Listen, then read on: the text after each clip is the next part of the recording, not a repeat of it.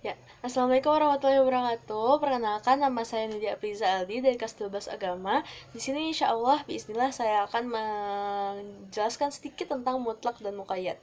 Nah, apa sih mutlak dan muqayyad itu? Mutlak itu adalah menjelaskan sesuatu yang bersifatnya general, luas, dan tidak mempunyai sifat yang mengspesifikan kata itu. Jadi kayak misalnya ada satu kata, sifatnya general, umum, dan gak ada sifat yang membuat kata umum ini menjadi spesifik. Contoh, rojulun artinya laki-laki. Nah, kata ini masih general. Ini bisa menunjukkan laki-laki, bisa tinggi, bisa pendek, bisa agamanya Islam atau misalnya bisa non-muslim, itu bisa. Tapi dan dia ini nggak punya yang spesifikasinya, kayak nggak punya sifat yang membuat dia jadi spesifik gitu kan. Jadi kayak laki-laki ya udah laki-laki aja gitu.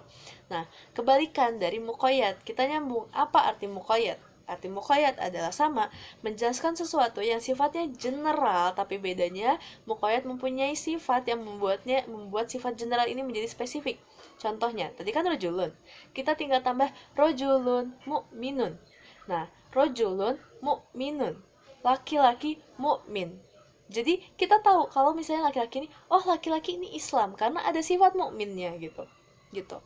Jadi kalau misalnya perbedaannya gampang, kalau misalnya mutlak itu nggak punya sifat, kalau misalnya muqayyad itu ada sifat yang membuat kata generalnya menjadi spesifik gitu.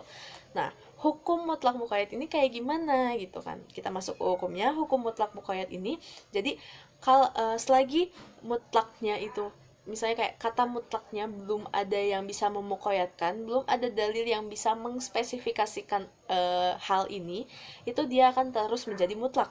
Tapi kalau misalnya ada dalil yang bisa mengspesifikan, maka si mutlak ini menjadi muqayyad gitu. Nah, terus kalau misalnya apa? Ada contohnya gak, Kak? Ada. Jadi ada ayat Al-Qur'an yang dia mutlak tapi nggak ada muqayyadnya. Tapi ada juga ayat Quran yang dia mutlak tapi ada muqayyadnya.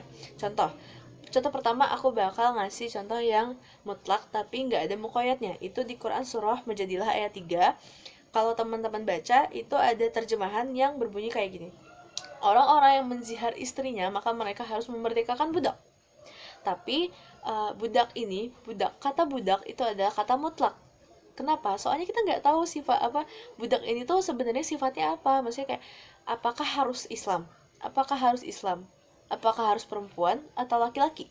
Nah, ini tuh nggak ada yang menyifatinya dan nggak ada dalil yang memuqayyadkan si dalil budak ini gitu. Nggak, ayat budak ini nggak ada yang memuqayyadkan mau dari hadis ataupun mungkin dari Al-Quran itu sendiri gitu, nggak ada. Nah gitu. Terus ada lagi contoh yang mutlaknya ada muqayyad. Nah itu apa? Jadi di Quran surah An-Nisa ayat 11 itu tentang wasiat. Nah jadi wasiat ini sifatnya mutlak. Kenapa? Di Quran surah An-Nisa itu tidak disebutkan harus berapa sih gitu, harus berapa jumlah wasiatnya, terus kayak apa minimalnya segimana itu nggak disebutkan, tapi akhirnya dimuqayyadkan sama salah satu hadis yang diriwayatkan oleh Sa'ad bin Abi Waqqas yang menyebutkan intinya bahwa wasiat itu harus sepertiga dari harta gitu. Nah, terus kaidahnya gimana kalau misalnya dialihin gini?